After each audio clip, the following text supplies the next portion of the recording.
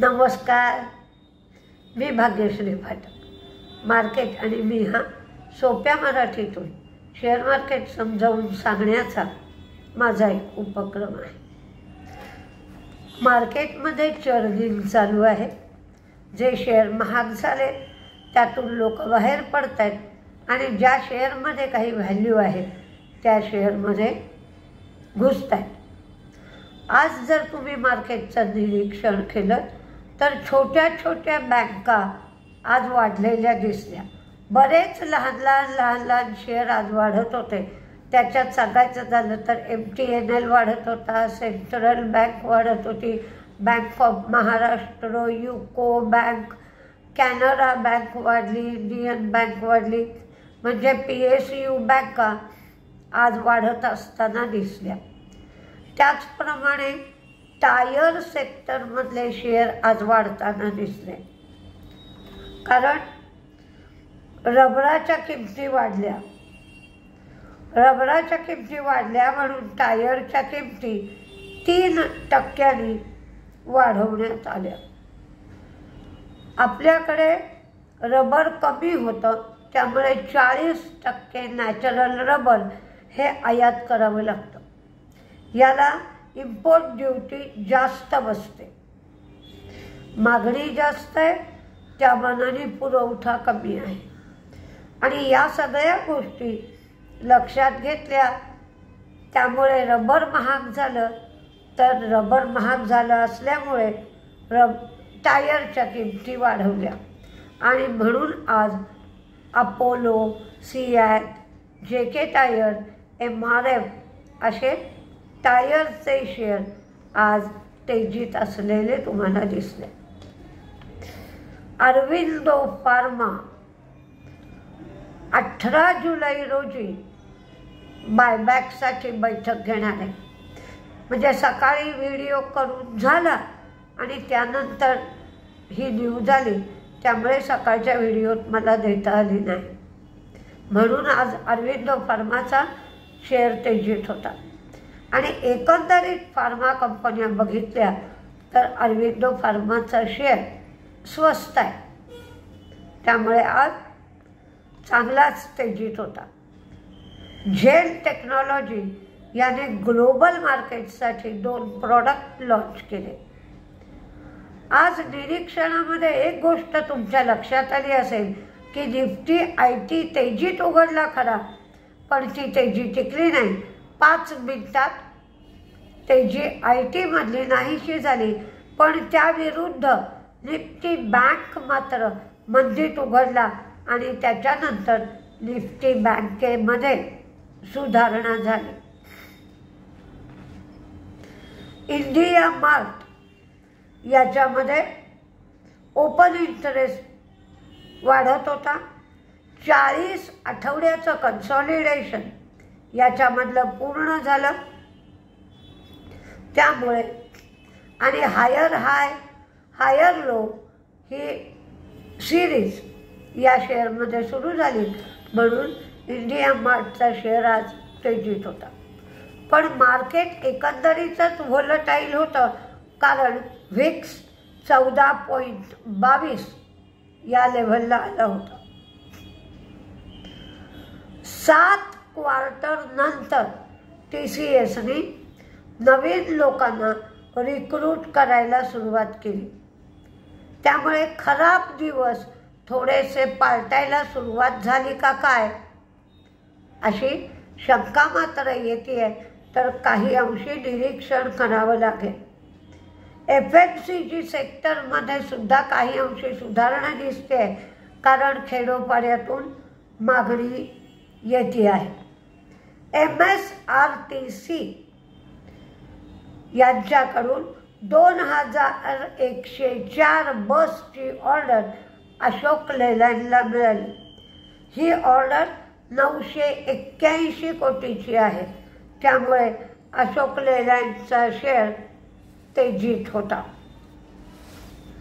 Direct tax collection जे आहे ते डायरेक्ट टॅक्स कलेक्शन सुद्धा वाढलं आहे आणि GST कलेक्शन सुद्धा वाढलं आहे. डायरेक्ट टॅक्स कलेक्शन 23.24 कोटी वाढलं, तर GST 11.3% वाढलाय. तर सबसिडीमध्ये मात्र वाढ होण्याची शक्यता नाही, पण गव्हर्नमेंटने सांगितलं आहे की डेफिसिटकडे मात्र लक्ष दिलं जाईल. डेफिसिट वाढणार नाही याकडे पाहिलं जाईल. त्यामुळं GST आणि टॅक्स कलेक्शन, त्याचबरोबर WPI म्हणजे होलसेल प्राईस इंडेक्स हा 3.36% एवढा जूनमध्ये आला आहे आणि मेमध्ये हा 2.61% होता. म्हणजे रिटेल महागाई किंवा कन्झ्युमर प्राईस इंडेक्स हाही वाढला, होलसेल प्राईस इंडेक्स हाही वाढला. ही काही फारशी चांगली गोष्ट नाही. बिर्ला इस्टेट प्रायव्हेट लिमिटेडला हिंदाल्को त्यांची कळव्याची जमीन विकणार आहे. ही जमीन 585 कोटीला विकली जाणार आहे, म्हणून हिंदाल्कोचा शेअरही तेजीत होता.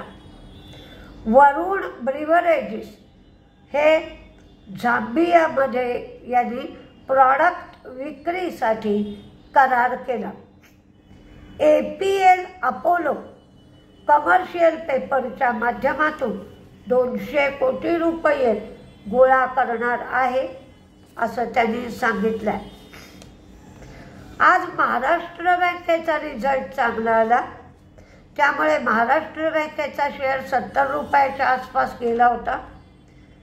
882 कोटीचं जे प्रॉफिट होतं ते 1293 कोटी आलं. NPA ग्रॉस NPA कमी झाले, नेट NPA मात्र फ्लॅट राहिले. त्यांच्या प्रोव्हिजन्स वाढल्या 457 कोटीच्या 586 कोटी एवढ्या प्रोव्हिजन्स झाल्या. HDFC लाईफचाही रिझल्ट चांगला आला. त्यांचे प्रॉफिट्स 15% वाढले, 417 ते 479 झाले. त्यांचं VNB म्हणजे व्हॅल्यू ऑफ न्यू बिझनेस ही 18% वाढून 718 कोटी झाली. VNB मार्जिन 25% वाढलं. पूर्वी हे मार्जिन 26.2 होतं. APE 2866 कोटी झाला, तो 23% वाढला. हा टोटल EPE आणि रिटेल APE मात्र 2467 कोटी.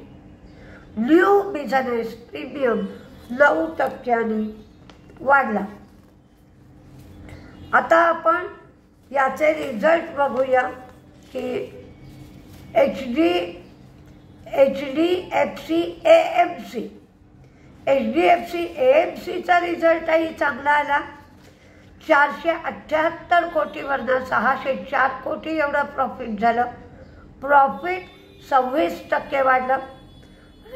रेव्हेन्यू पण चांगले वाढले. 575 कोटीवरनं 775 कोटी आणि मार्जिन पण वाढलं. 74.6%वरनं 76.6%.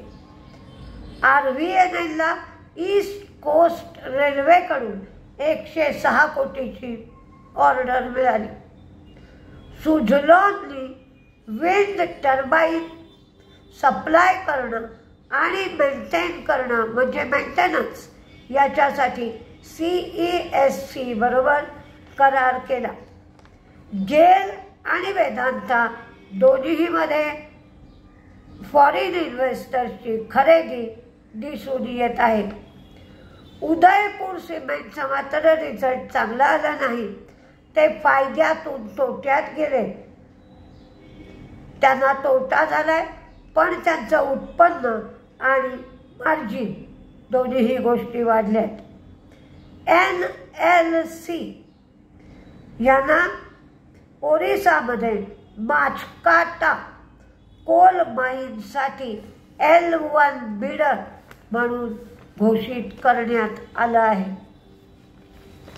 आज मार्केट खूपच व्होलटाईल होतं आणि व्होलटाईल असणारच आहे, कारण बजेटपर्यंत लोक पाहतील आणि त्याचबरोबर छोट्या छोट्या बँका वाढायला सुरुवात झाली आहे. तर ज्यांच्या छोट्या बँका अडकून पडल्या आहेत, ज्या पैसे इतके दिवस वाढत नव्हत्या म्हणून पब्लिक सेक्टर बँका, तर त्या आज सगळ्या वाढल्या होत्या. तर 2-3 दिवस वाढत राहतील असं वाटतंय. तर ज्याच्या ज्याच्यात पैसे अडकलेत, ही बहुतेक लास्ट रॅली दिसते. तर ज्याच्यात पैसे अडकलेत ते तुम्ही काढून घ्या. लोक पाहत आहेत जिथे जिथे भाव कमी आहे. आज फार्मा शेअर वाढताना दिसत होते. फार्मामध्ये आपल्याला फार्मा शेअर रिझनेबल व्हॅल्यूला मिळत आहेत, पण टेक्स्टाईल, केमिकल आणि या छोट्या छोट्या सगळ्या बँका या कमी भावात आहेत. त्यामुळे जिथे प्रॉफिट आहे तिथून बाहेर पडून लोक या सेक्टरमध्ये घुसत असताना दिसत आहेत. तर ज्यांचे अडकले त्यांनी याचा फायदा उठवावा आणि प्रॉफिट बुक करावं, कारण नंतर पुन्हा हे शेअर तेजीत येण्यासाठी वर्ष लागतं. तरीही जो काय तुमचा विचार असेल तसं तुम्ही करा. ऐकावे जनाचे, करावे मनाचे. नमस्ते.